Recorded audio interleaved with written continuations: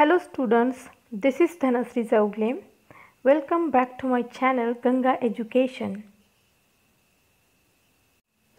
In today's video, we will discuss regarding custodial death and torture and its legal remedies. This is our syllabus, Criminology and Correctional Administration. We are studying prison management, which is mentioned in 4.3.7, prisoners' rights and security compulsions. In that, we will study custodial death and torture. Introduction. Injustice anywhere is threat to justice everywhere, said by Martin Luther King.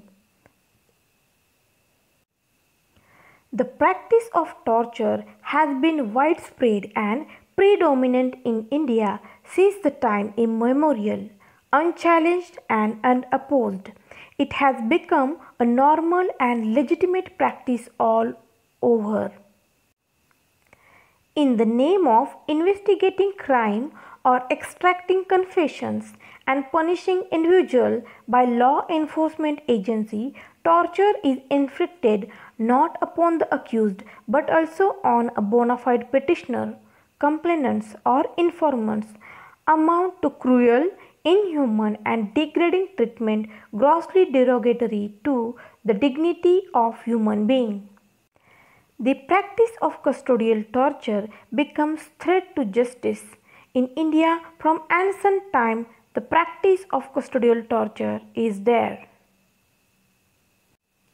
A person in uniform feels powerful and in the name of investigation of crime or for extracting confessions or punishing individuals by law enforcement agencies, torture is inflicted upon them.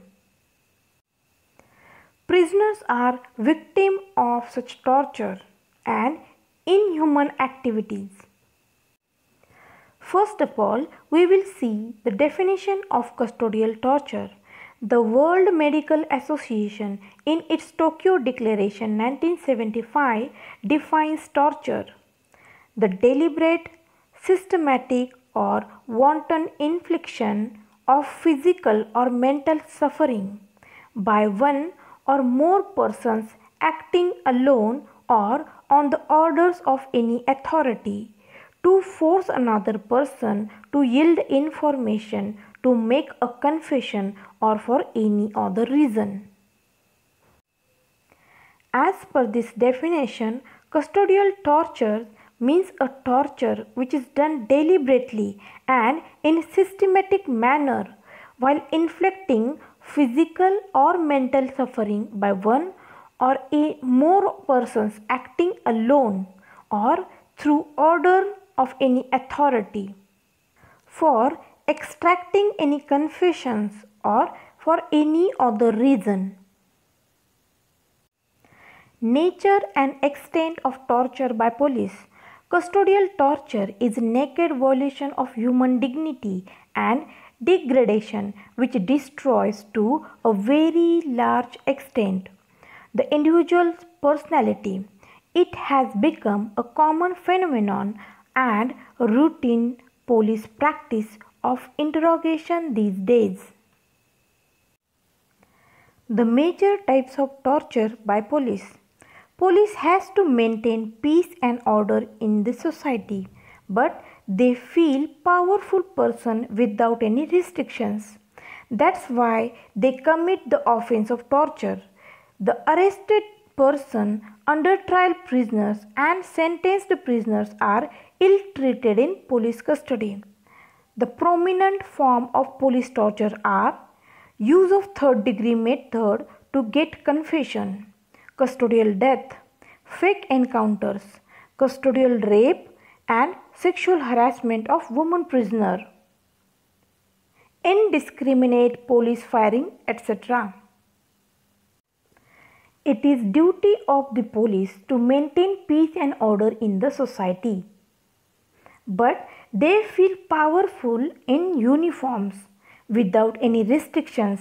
They commit such offense. In the name of maintenance of peace and order, they ill-treated the prisoners in various. There are various cases of police torture, and they are use of third degree method to get confession, custodial death, fake encounter, custodial rape, sexual harassment of women prisoners, indiscriminating police firing, etc. Now we will see custodial torture and its remedies. Constitutional safeguard. Article 20 Article 20, Clause 3 provides for informant safeguard to the under trial, and the jail authorities or police authorities cannot compel the prisoners to give testimony which is likely to expose them for criminal consequences. With the view to prevent the use of third degree method to extract confession from the prisoners by the police authorities, Article 20, Clause 3 provides some important safeguard to the under trial or a prisoner, that the jail authority or police authorities cannot compel the prisoners to give testimony which is likely to expose them for criminal consequences. Next constitutional safeguard is Article 21. Article 21 provides no person shall be deprived of his life or personal liberty except according to procedure established by law. Our Constitution has guaranteed certain rights and safeguards which the state should uphold for every citizen of India. Article 21 includes right to speedy trial, right against handcuffing, right against inhuman treatment, and many more. Article 21 of the Constitution gives a very important fundamental right to the citizen of India, that no person shall be deprived of his life and personal liberty. The role of judiciary while interpretation of Article 21 is very important.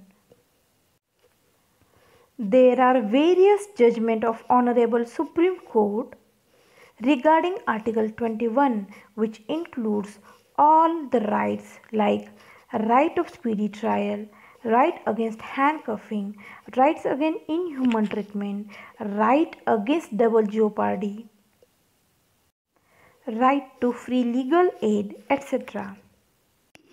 Next constitutional provisions against custodial torture is Article 22, provides for protection against arrest and detention in certain cases. No person can be detained without being informed of reason of his arrest. Right to be informed the grounds of arrest, right of freedom to consult and to be represented by lawyers of his own choice. Prisoners are not aware about their rights. Due to lack of information, they suffer lot. They have been detained in prison without knowing the grounds of their arrest. They have not been represented by their lawyers. Hence, Article 22 provides the protection against arrest and detention in certain cases. And as per Article 22, no person can be detained without being informed the reasons of his arrest. Means the person who have been arrested by the authority must have been informed the reasons of arrest. Right to be informed the grounds of arrest is fundamental one. Again, he have a right of freedom to consult and to be represented by the lawyer of his own choice. There are various cases of custodial torture and various judgments of the Honorable Supreme Court regarding it. We will discuss it one by one. Torture by police and judicial attitude in India. First case, Sunil Batra versus Delhi administration.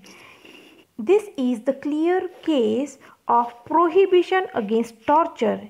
In this case, the Supreme Court did not find itself handicapped by absence of specific provisions against torture in the Constitution and gathered support from Article 14 and 19 in holding against the permissibility of torture as well as personnel suspected and accused of crime.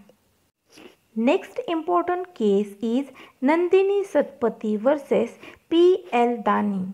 The court held that not only physical threats or violence but psychological torture, atmospheric pressure, environmental coercion by police is violation of law. Next case is Raghuveer Singh versus State of Haryana, where the violence employed by the police to extract a confession resulted in the death of the person suspected of theft. The court observed that the lives and liberty of citizens are at the peril when the guardians of law stab human rights to death. In this case, court awarded life sentence to the police officer responsible for the death of the suspect in police lockup. And there are many more cases of custodial torture, and Honorable Supreme Court and various subordinate courts have ordered compensation to the victims. But compensation in money will not be an adequate relief in every matter. Remedies against custodial torture: awarding compensation to the victim of custodial torture, cases to be filed against police officer or prison authorities who commits the offense of custodial torture, duty of legislature and government to make proper laws against custodial torture. Conclusion: torture violates the inherent dignity of a person.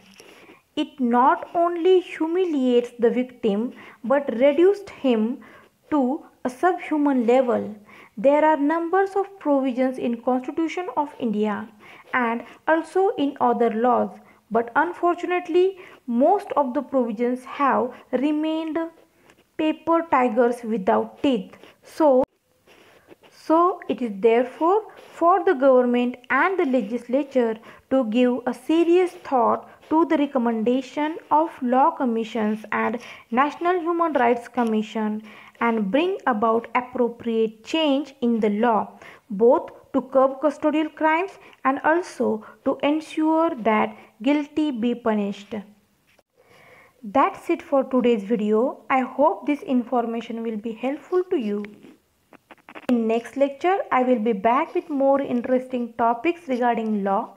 So stay tuned and do not forget to like, share, subscribe my channel for more interesting videos. Thank you.